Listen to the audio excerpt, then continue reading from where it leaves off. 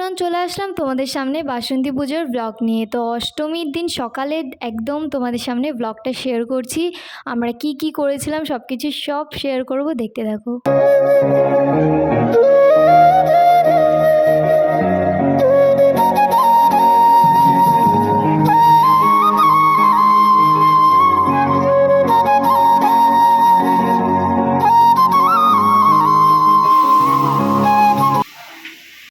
চলে এসেছিলাম পুজোর এখানে, পুজো হচ্ছে, অঞ্জলি টঞ্জলি দিলাম। আমি ইন্ট্রো নিতেই ভুলে গেছিলাম, তো এখন ইন্ট্রোটা দিয়ে নিলাম।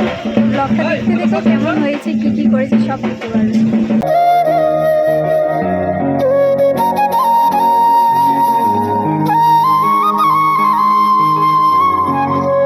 অষ্টমীর পূজা মোটামুটি কমপ্লিটের দিকে, তারপরেই সবাই রেডি হচ্ছিল এইদিকে সন্ধি পুজোর জন্য। এদিকে সন্ধি পুজো করে নিল, তারপরে সবাই কি আরতি টারতি সব কিছু ছিল সেগুলো করে নিচ্ছে।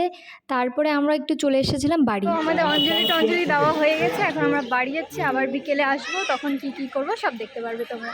এদিকে পুজো কমপ্লিট হয়ে গেছিলো জন্য আমরা বাড়ি চলে এসেছিলাম। তারপরে আবার একটু রেস্ট করে চলে গেছিলাম ওখানে, যেহেতু পুজো কমপ্লিট।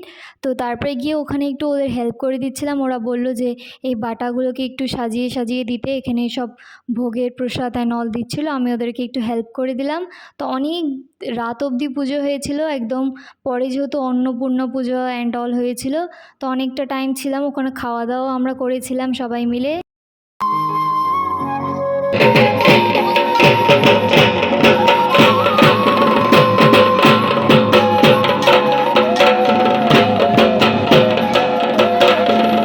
দেখতেই পারছো সন্ধ্যাবেলা আবার রেডি টেডি হয়ে চলে গেছিলাম আমরা।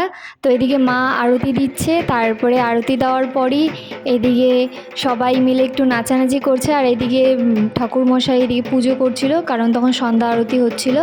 তো এইসব করে সবাই অনেক এনজয় করলো, অনেক নাচানাচি করলো। আমরা অনেক মজা করে চলে আসলাম বাড়িতে।